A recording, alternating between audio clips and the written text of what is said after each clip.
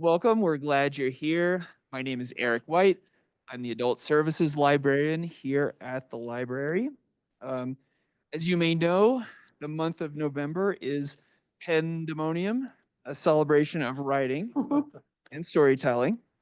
And we're excited to have two local authors here at the library to be in conversation about Amy Kolen's new book, Inside Voices, A Prison Choir, My Mother and Me. So I'll introduce our guests here in just a moment, but first, a couple quick words of housekeeping. Um, we have folks joining us both in person and online. In person, folks, if you could do me a favor and just make sure your phones are silenced, that would be much appreciated. And for both audiences, we will provide opportunities for questions at certain points during the talk. But until we announce questions, if you wouldn't mind just holding those until we're ready.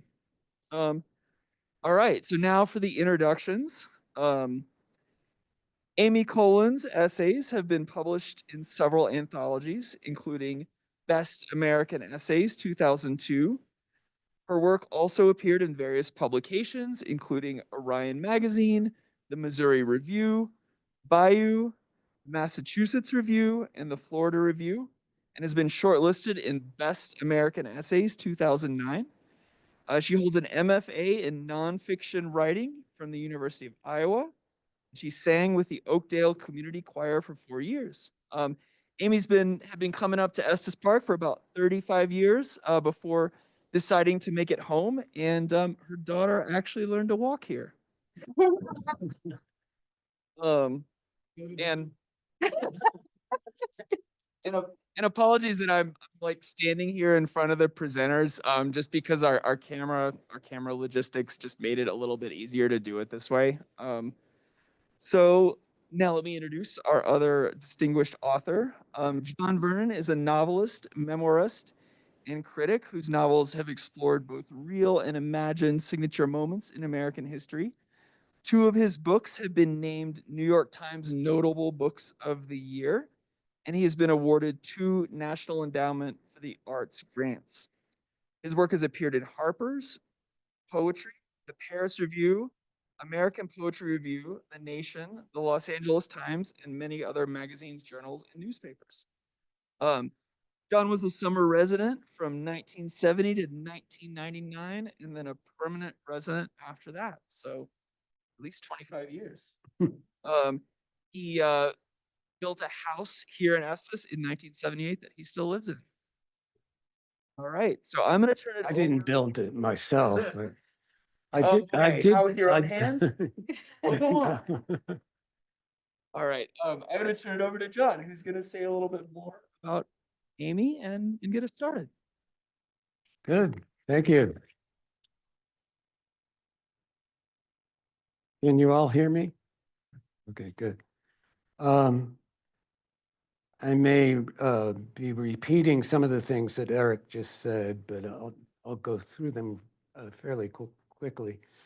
I wanted to say some things about Amy's career as a writer before she wrote this book. As Eric said, she attended the University of Iowa's very prestigious nonfiction writing program. It was one of the first creative nonfiction writing programs in the country, actually. Now there's dozens of them. She focused on writing personal essays, and some of her essays, even while she was doing her MFA degree, some of her essays are, I just want to tell you about them. Stephen Jay Gould, the famous Harvard biologist, selected her piece.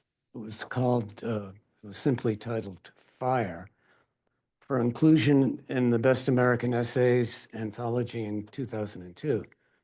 Fire was about the Triangle Shirtwaist Factory fire in Lower Manhattan in 1911, in which over 100 workers were killed, most of them women who worked at the factory. And this essay was first published in the Massachusetts Review. Other essays include one on a dance ceremony on the Hopi Reservation in Arizona, one that was titled Traveling in Tandem, about bicycles built for two. She has this wonderful variety of topics in her essays. She has an essay about her dog Xantho and his favorite park in Iowa City. And for me, my favorite essay that I've read by Amy is called Dilations. And this is the essay in which Amy does something that I think should be done at least once by all of us in our lives. She actually dissects the frozen eye of a dead cow. Hope it's dead.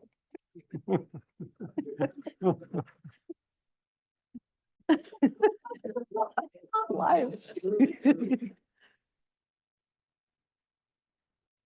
Okay, so that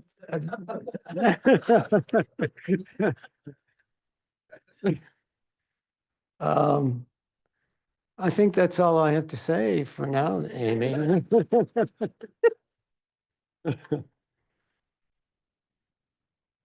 Hey, well then I will, is my mic? Because I can't tell, yeah, you're it's good. all, okay. So I'm gonna just read a couple of minutes from the very beginning of the book. If you haven't read the book and you don't really know what it's about, the very beginning actually pulls the two stories together about where the action mainly takes place, which is the prison choir with which I sang for 4 years, and my mother's room in the healthcare center where she was after her stroke.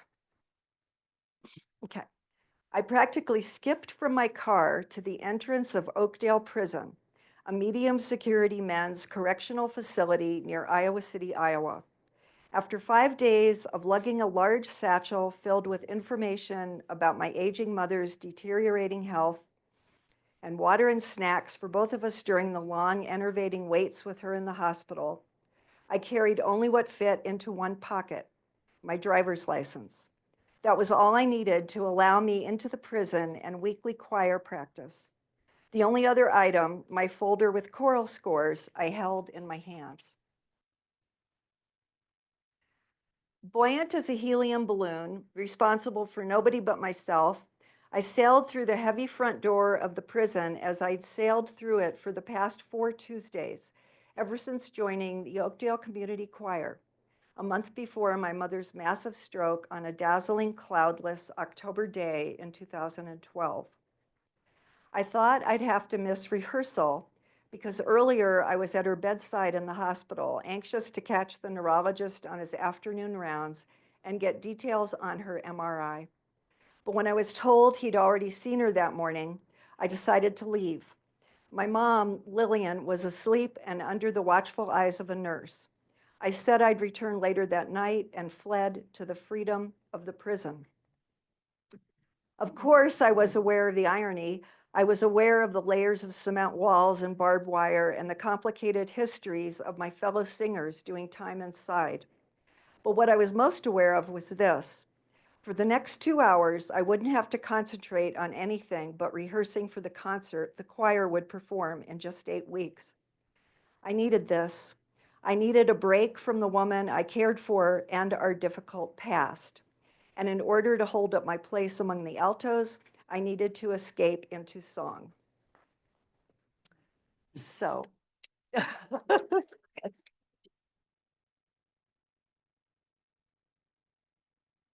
No, it's up to me. yeah, Okay. you have to ask me a question. You know, the question that really occurred to me from the very beginning about this book is you have two stories in some respects in the book. The story of your mother's decline and finally of her final death. and the story of the chorus. Uh, and how do those two stories come together? I mean, what is the connection between them? Um, And I think that's the heart of the book, right. That's Yeah. it's structured. Yeah. I structured the book that way. And I couldn't really think about one without thinking about the other.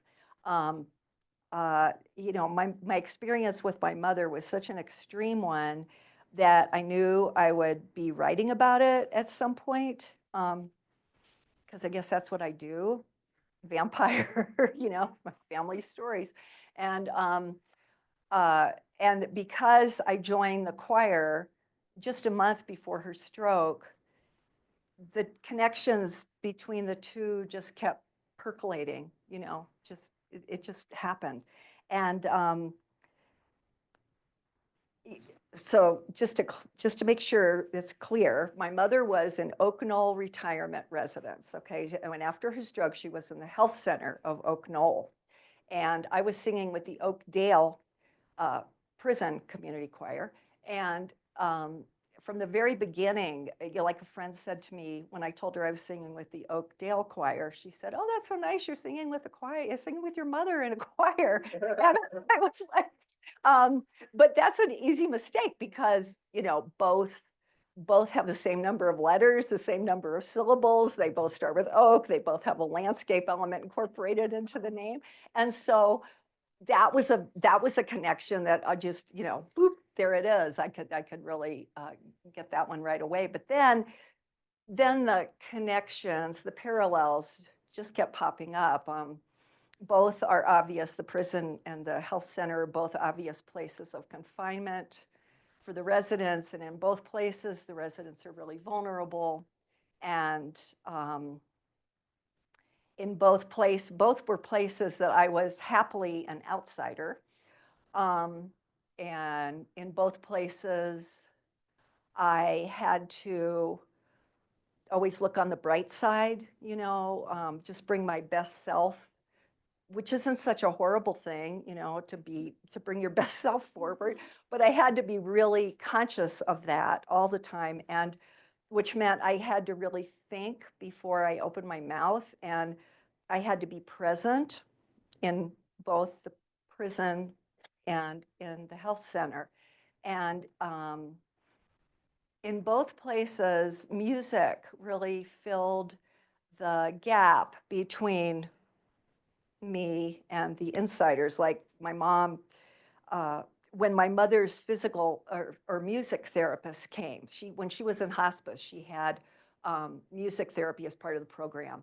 And I could see the benefits that music therapy was doing. So, it was just incredible for her. And so I hired a private music therapist to come and be with her too. So I got to witness what music was doing, how beneficial it was for her. And that kind of filled the space between me and my mom, just like music filled the gap between the inside singers and the outside singers. And then at the same time, I was seeing all these parallels. The paradoxes kept coming up. And I think the most obvious one was that here I was going into a rehearsal space in a prison, and I was getting gratitude and appreciation from the insiders, the inmates, that I didn't really feel that I ever had gotten from my mother, and something I always wanted, or at least I didn't get the appreciation or the feeling that I was being appreciated for who I was, just as a person, where I was getting that in the prison. And the prison was such a, I mean, it just sounds crazy to say this, but it was such a joyful, positive place that, I looked forward to going every Tuesday. And I didn't feel that way when I was with my mother. So there were parallels, there were paradoxes. I don't, does that answer the question? Pretty Oh, much. yeah. I want to see, I'm old, I have notes. Yeah, so You had a CD in your mother's, didn't you? You were playing music Oh, yeah. CDs? yeah. And what music did she like? Oh, well, yeah. Especially? The thing about, yeah, um, okay. It was really important to me that she have, because I was getting such a positive experience out of making music, listening to music, that I wanted her to have music. I mean, and well, if you read the book, you'll see how I didn't even realize it was going to all tie together at the end, but it does. And it was really hard for me to get her to hear music in the room that was calm and that she wanted to hear because oh, there were a number of reasons. One is she had a really awful roommate, which, Yeah. you know, you take a 90-year-old person and you put them in with a roommate, all of a sudden, I mean, did not have a private room. And the roommate would listen to loud football games, and it was just really discordant and awful. And I wanted to bring music into her, but I couldn't at that point when she had roommates because there was no way to play it. I couldn't get an extension cord. I I kept trying to get permission to have an extension cord and I couldn't get it. And I had to get it from maintenance, but they wouldn't bring, anyway. So the kind of music she listened to at the end was from the classical era. Yeah, yeah. Um, And you finally did get her a private room, right? yeah, Yeah, or one of the social workers finally helped me get Yeah, a private room. yeah. But the reason, I mean, music just became really important in my life at that time, making music, listening to music. And, you know, there's been all these studies about how beneficial music is for people. You know, how it releases, if you make music with a group, it releases dopamine, the feel-good chemical in your brain, and it releases oxytocin, the bonding hormone, researchers say, and the brain tool for building trust. And so I yeah, I just thought that music was really important. I mean, I can go. Can Yeah. I No. just say one thing? I just have to tell you, I don't think I've ever told you this thing about my mother. But she used to try to say dopamine. Instead, she would say dolphins. I have dolphins. I have dolphins in my brain.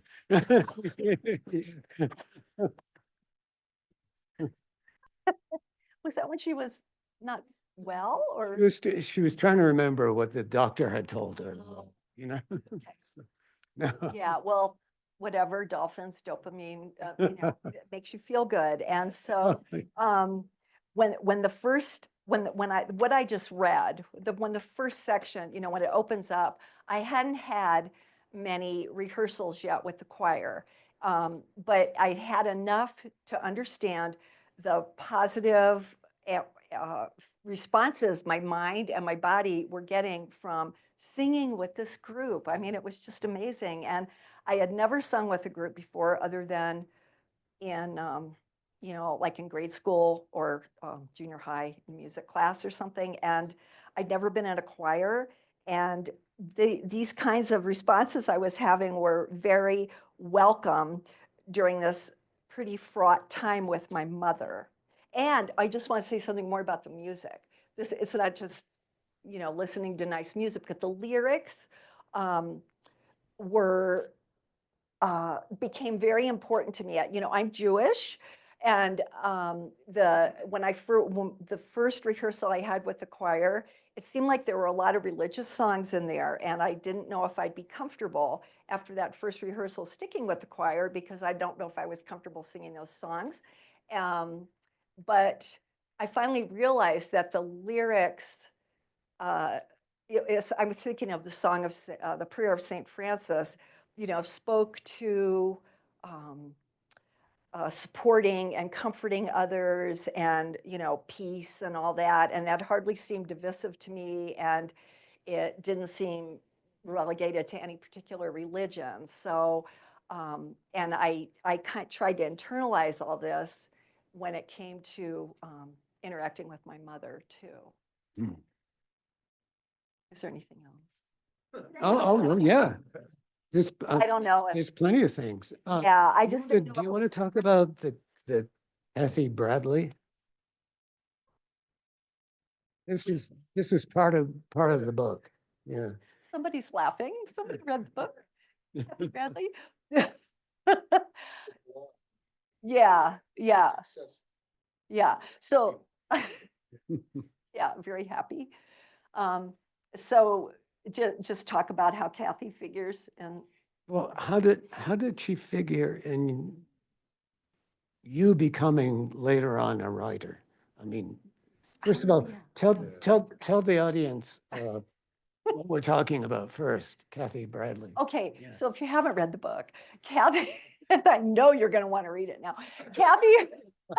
Kathy was my kind of alter ego. I had chicken pox when I was 11 years old. I rarely got sick, so this was a big deal. And I had chicken pox, and I was home, I think, for about 2 weeks. And I wrote this graphic novel. They weren't called graphic novels, but it was an illustrated novel about my alter ego, the girl I aspired to be, named Kathy Bradley, who she was everything I was not. She was blonde. She had a pert little nose. She had blue eyes. She had straight hair. Her parents were perfect. Her little sister was perfect. She got to ride horses all the time. That I loved horses. And she had beautiful clothes, and her mother was just always there, ready to do whatever Kathy asked her to do. And it ended up being 135 pages. And it's the only thing I have from, I used to draw a lot when I was a kid, and it was the only thing I had left over from my childhood drawings, and it's now ensconced in a leather album, so I can keep it. But anyway, yeah, so my urge, I guess I have an autobiographical urge, though this was obviously fiction, Kathy, to I guess, use pictures and words to try to explain how I'm feeling, or, describe what's going on. And Kathy's family, like I said, was the exact opposite of mine.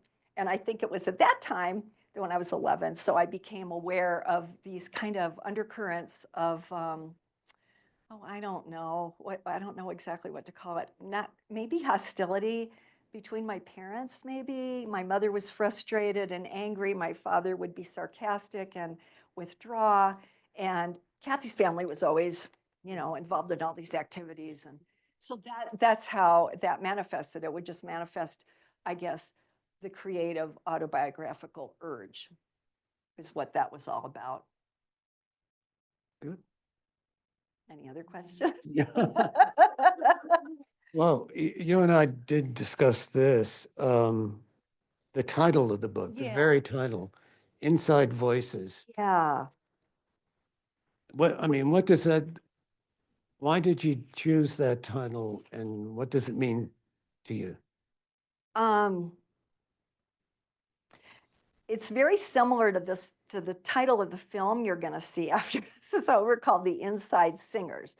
So that title refers specifically to the incarcerated men who were in the choir. Okay. I mean, I just felt like Inside Voices had a broader meaning, and it would refer to, in the interior voices of a variety of people, of me, of the inmates, of my mother. It refers to, I think, the title refers to the way a voice is constrained, like my voice was in adolescence, and a mother's voice after a stroke. The inmates' voices necessarily, because they're incarcerated and they really don't have much of a voice in prison. And it also refers to emerging voices, because I kind of gained the voice of advocate when my mother lost hers.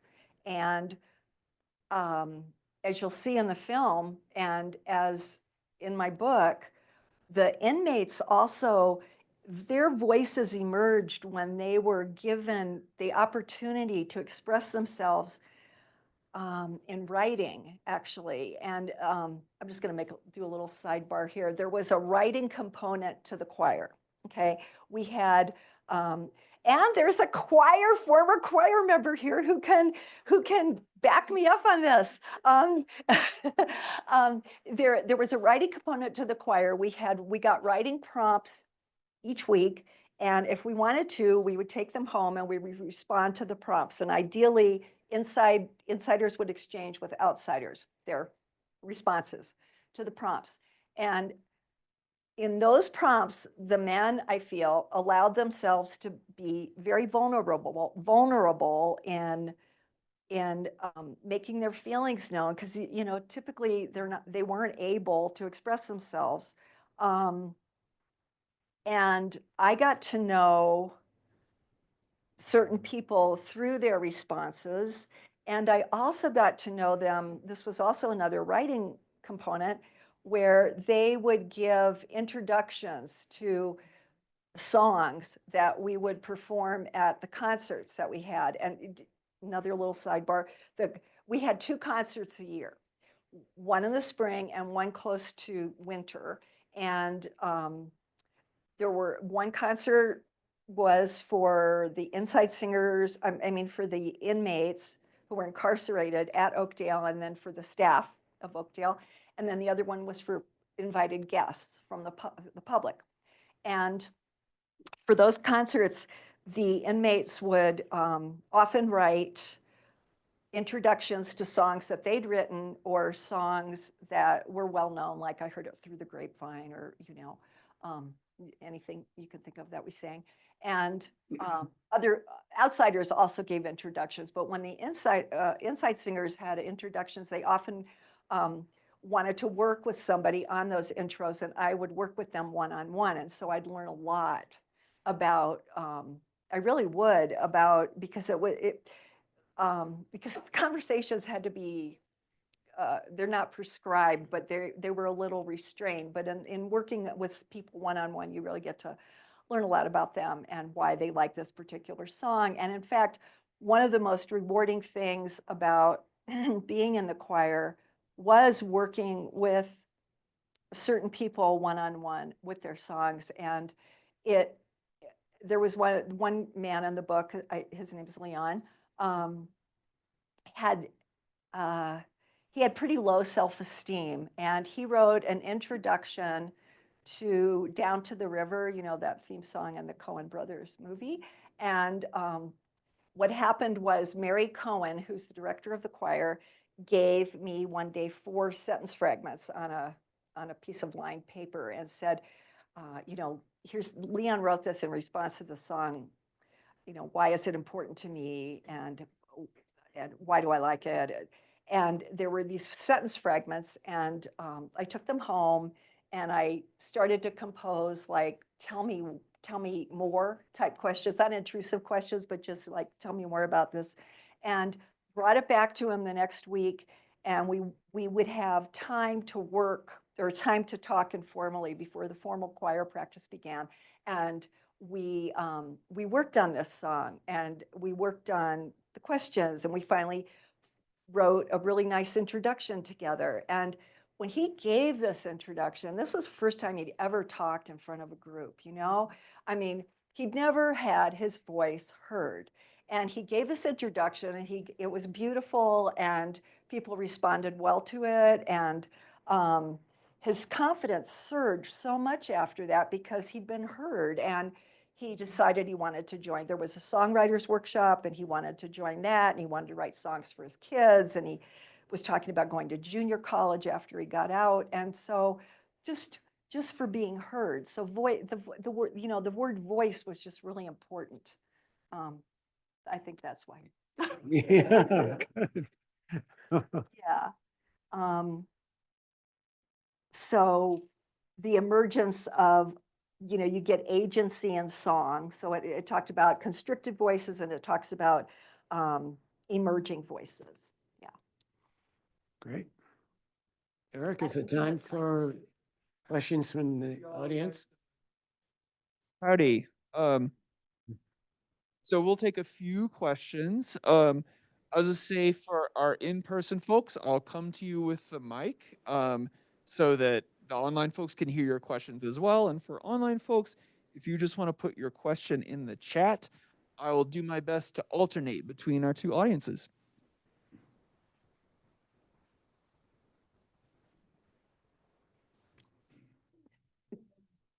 Hi, Amy. It's Hi. good to see you. It's good to see you. Let's talk about the picture on the cover. Oh, yeah. Thank you for that question. I like that one. Yeah, well, this cover is the first woodblock print that I ever did. It was in 1981 when right after my daughter was, well, never mind. Let me start over again. I was pregnant with my daughter in about when I did this print. And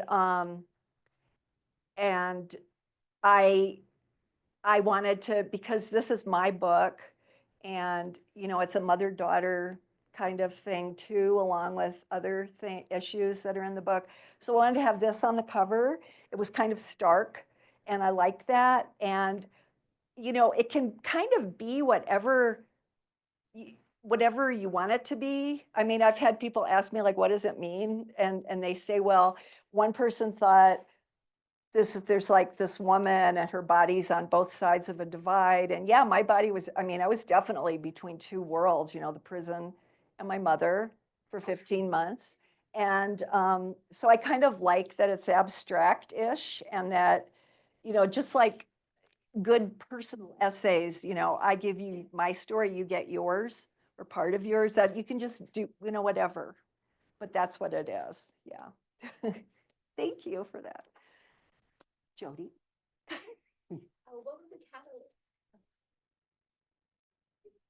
What was the catalyst for you joining the choir originally? Good question. I like that. I had been invited as a guest by a friend who was already in the choir to attend.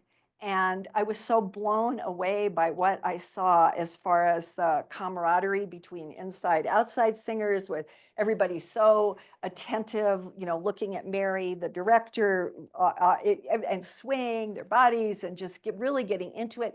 Plus, it was really good. I mean, there were some people in that choir who were wonderful, right, Don? Yeah, I mean, they were like professional. I mean, they could have been professionals. And actually, you'll see one of them in the film, not performing because he's been released when he's in the film. But it was I've been looking for community for a really long time, and I would volunteer here and there, and nothing really stuck. But when I saw this performance, I was just so amazed that I wanted to be part of that community. So I asked the director, there were no auditions, and they had room for community members. It was split equally between community and inside. And yeah, so I just got in that way, and I loved it. Mhm. Thank you. So maybe we haven't talked about this yet, but this kind of follows from what you were just mentioning about community. I was very intrigued by your grounding both stories in the concept of Ubuntu, Oh, South African humanist philosophy, which relates to people being people because they are in community, mm-hmm, because we are. mm-hmm, you know. mm-hmm. So I wonder if you would talk a little bit more about how you discovered or decided to use that philosophy, both to talk about how prisoners were recognized as people by Right. the community members in the choir, and how you were trying to restore your relationship with your mother. Mm-hmm. That's a really good question. Well, the whole choir's philosophy was based on Ubuntu. A person is a person because of other people. And because it was, let me see if I don't know how to this was a place where you could shed judgment, where you would make human connection, and where you would welcome, each experience as it came. And everybody, everybody was equal, right? And I figured if I could take this philosophy, if I could do this with people I really didn't know and who were, inside a prison, I should be able to take this philosophy and interact with my mother using it. And that's what happened. I mean, it just became part of me, I guess. It made me a better person for sure.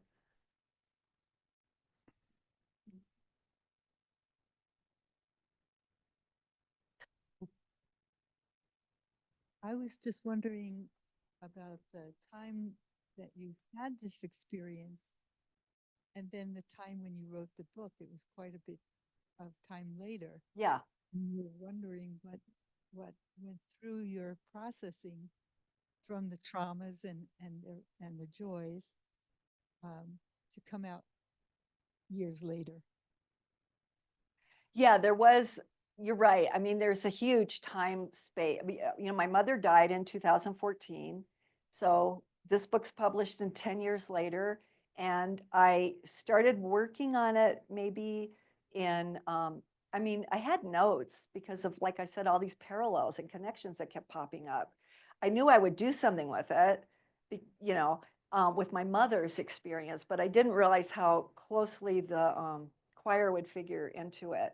And I started working on it, but then I had to keep putting it away because, even though at that point, 60 more years had passed, 60 or more than 60 years had passed since all those experiences had happened that were really painful to me. Um, um, they hadn't really passed for the girl part that was still in me, and so I needed a lot of distance. I mean, it was really kind of like, people say sometimes, writing memoir, it's nothing to write, a memoir. All you have to do is slit your wrists and bleed all over the table. And that's basically, what it felt like. It was just so painful, which, I'm sorry. Mhm. Oh, I mean, what else could I show? I mean, it's all in here. It was just time to get it out. And, it made the process of writing this allowed me to really focus on thinking about issues in this book that I hadn't thought about before. And it also brought me face to face with myself, and it wasn't always flattering, right? I mean, it was hard. That part was hard too, but it was I just needed a distance from it. And then, life intervenes and you can't work and things happen. So, which I just want to say brings me to the point of view.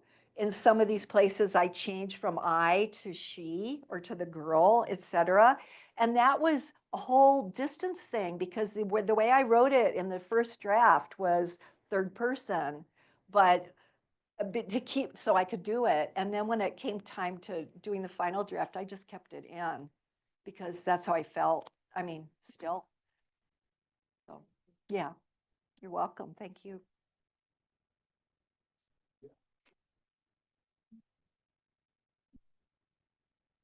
I wonder if your daughter Rachel Uh-huh. had any similar experiences with her mother. That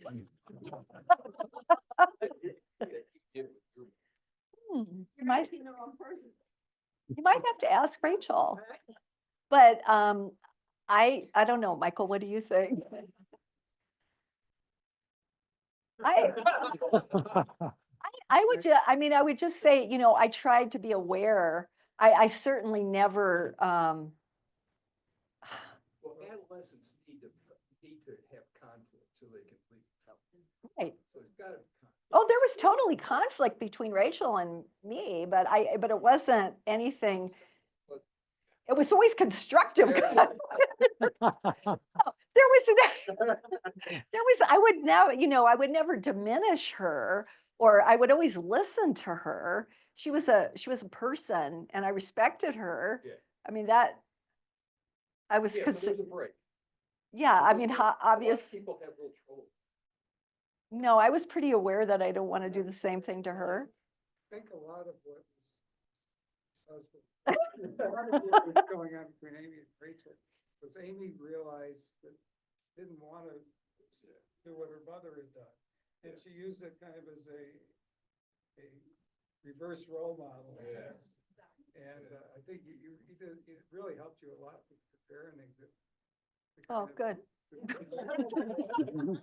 Look back and say, I don't want this to happen. I No, don't want that to happen." right. And you really used those experiences in a positive way. Yeah, thanks. I'm glad you said that. It's hard though, because you're worried, if you read it, I mean, I was kind of a wild child and I'm worried for her safety and it's, as she was growing up, things were worse, by then people were putting, Rohypnol and drinks and, in bars, and I would always be afraid for her when she was an undergrad going out that something awful would happen to her that way.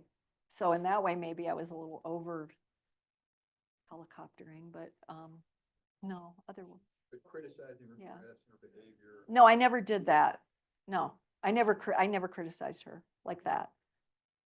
Yeah. Good for you. Yeah. Question over here. So I think, Oh, I think it's time to watch the documentary and then Oh. we'll have questions again at the end after the, after the documentary. okay. All right, so I will invite our guests. I just want, I'm sorry. Were you going to say you're going to invite? Oh, I was gonna invite. we have to sit Yeah, but somewhere else. can I say something about the documentary first before I sit? Yes. I just want to say, Absolutely. because if you don't know the background of it, so Daniel, my son, award-winning documentary that he made of the choir, the reason why he became interested in the choir, he was living in Chicago, or he still lives in Chicago.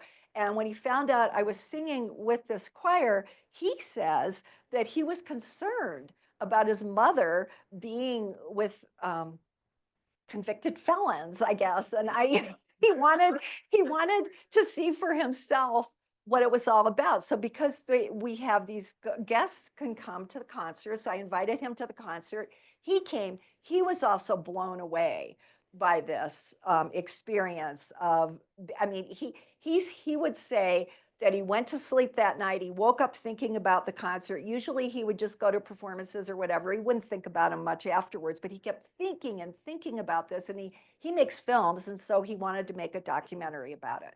So that's the origin of this. Gonna see if there are any questions on the Zoom side, but it looks like we don't have any yet.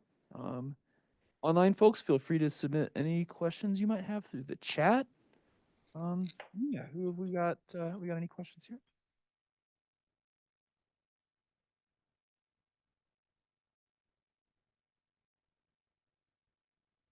Don't need a mic, it's so loud.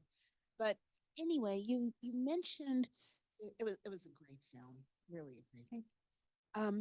You mentioned in the book a lot about your Judaism, and I just wondered spiritually, how did these experiences between your mom and the choir help your spirituality grow and your connection with Judaism or spirituality?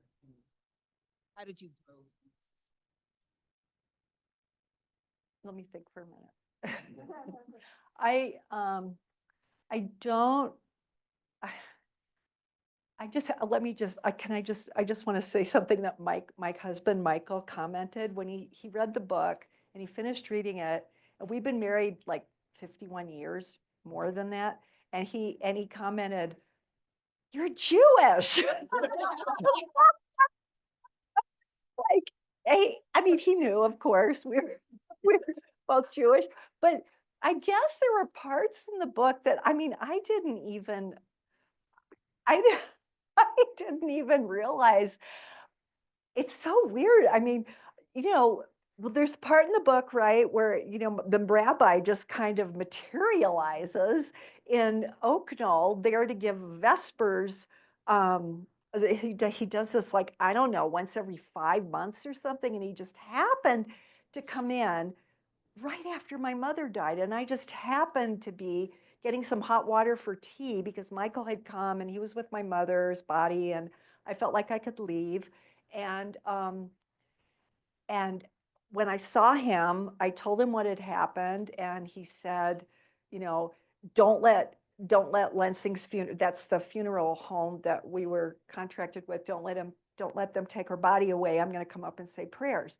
And I thought, okay, I I didn't even realize I should have called him.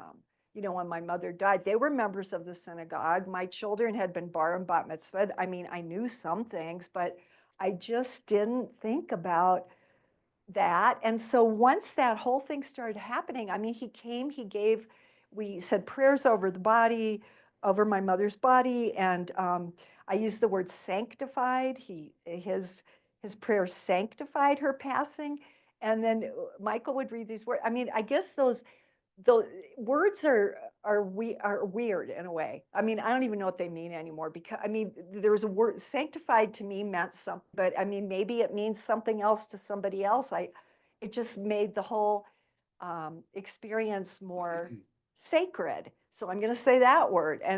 But I don't know if it got me in touch so much with Judaism as it just did with thinking. It was just such a profound experience to be with her when she died, the way she died, that words are kind of, they just become kind of meaningless. And I was just grabbing at words that I knew that might work, and so if you look in the bibliography, there's a lot of, there's other books in here that I was reading at the time, like the Dalai Lama, like Thich Nhat Hanh, what else? Lori Erickson, I think she's an Episcopal, Don, do you know? She's an Episcopal minister. Yeah, ordained minister.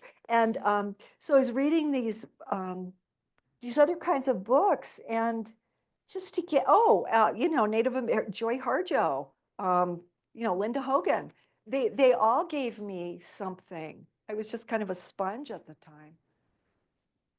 Does that help answer your question? Okay. That's my answer.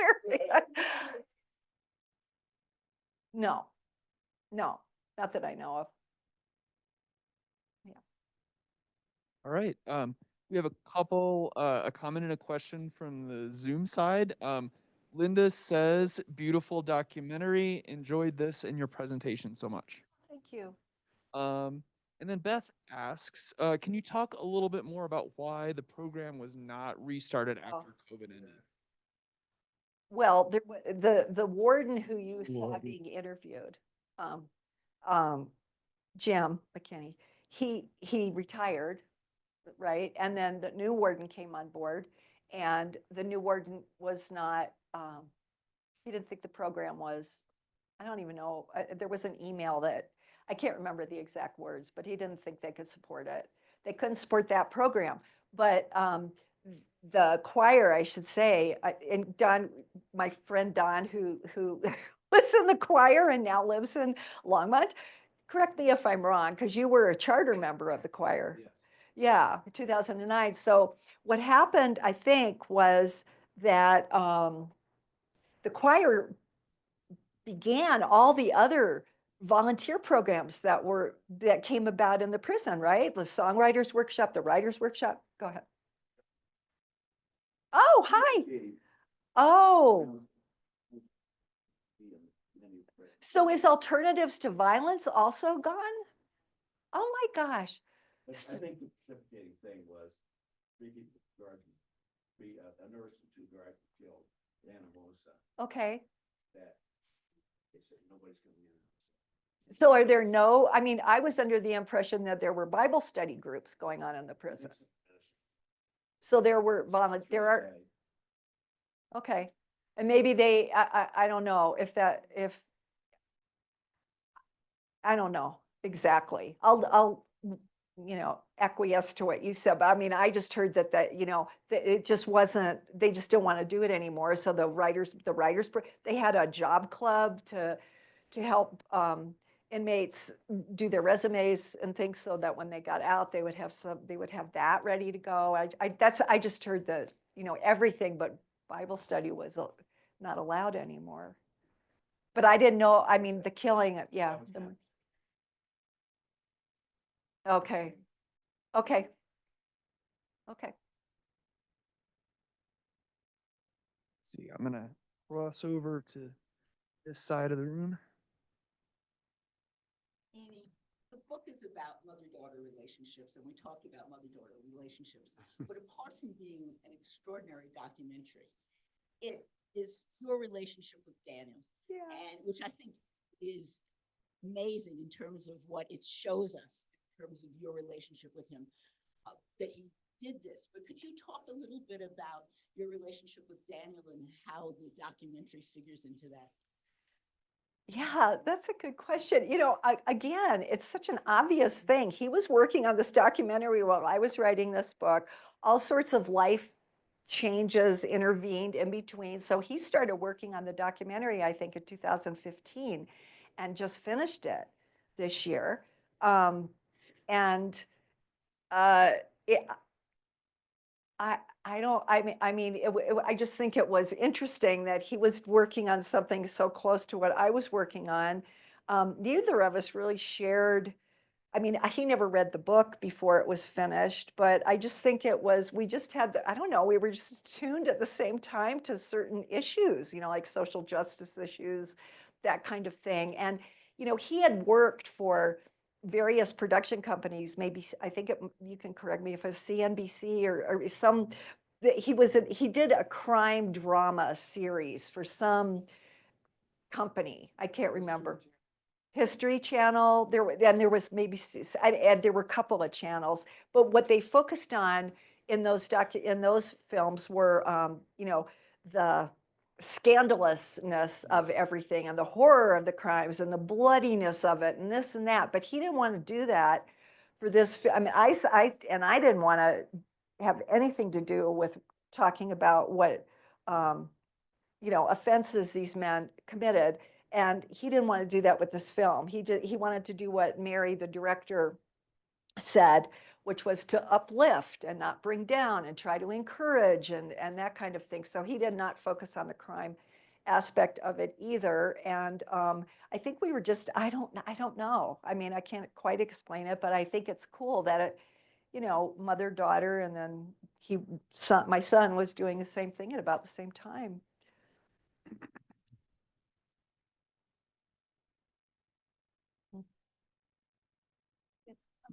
I was wondering if you ever recorded some of your choir songs and played them back to your mother while she was. Oh. You ever had the opportunity to hear your involvement in the choir? I didn't. I didn't even think of it. I mean, darn it. Really, that's such a good thing. I played her music that she was familiar with, is what I did. And it was music that I knew she wanted to hear. She didn't necessarily want to hear voices. It was just like instrumental, but that's a great question. But thank you. Anybody else? Here's one.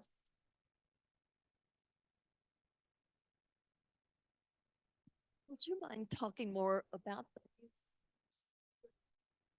And was there, how much of it was written by insiders, and were all the decisions about the music that you all performed, was it chosen by Mary, your conductor, or how all of that? Okay, I'll try. Don, you can help fill in. Started the program with conjunction music school.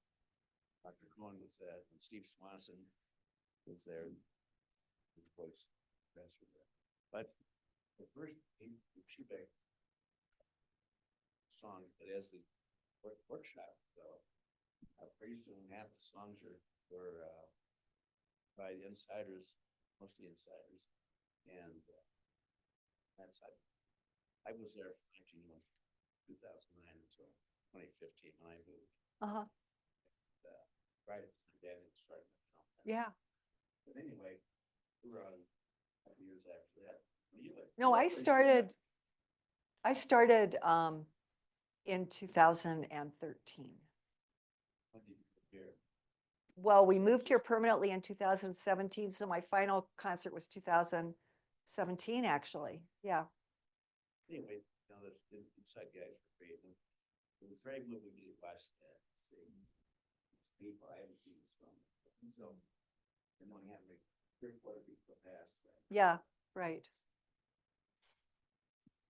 Thank you, Don.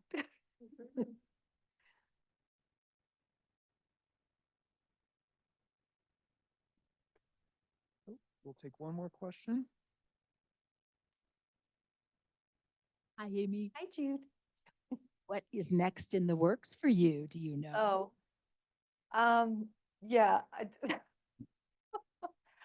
Usually, I do have an idea for another book, and but I don't really want to talk about it right now. You shouldn't. Yeah, Jack says I shouldn't. He's my mentor. So, yeah, no, but it would be, I feel like, if catharsis means release, I feel like I have some release with this book, so it won't necessarily be this subject.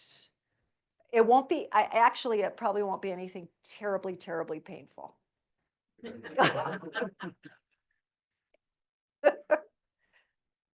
Thanks. And I want to thank everybody for coming. Thank you so much for taking this Sunday. Thank you. Can I say something really quickly? Oh. Vote.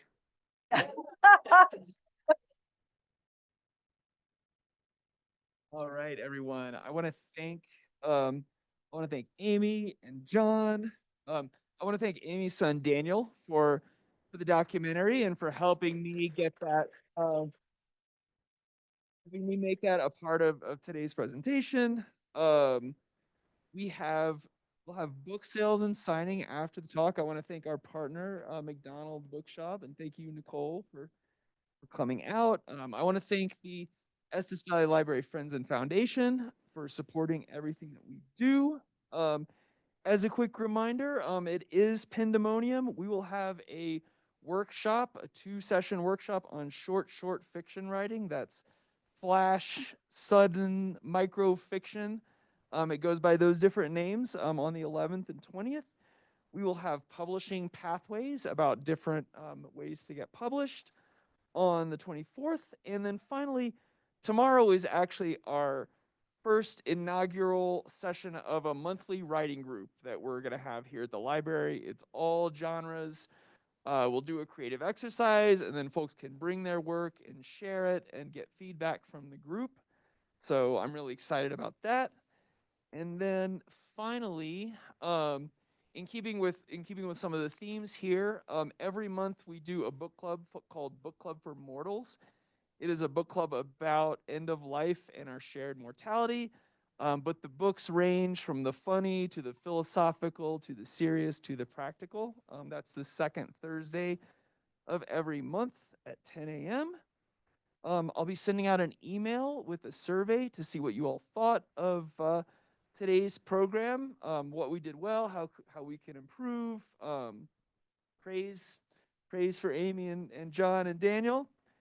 Yeah, that's all I have. I'd love it if you could fill out that survey. Thank you for coming, and we got books.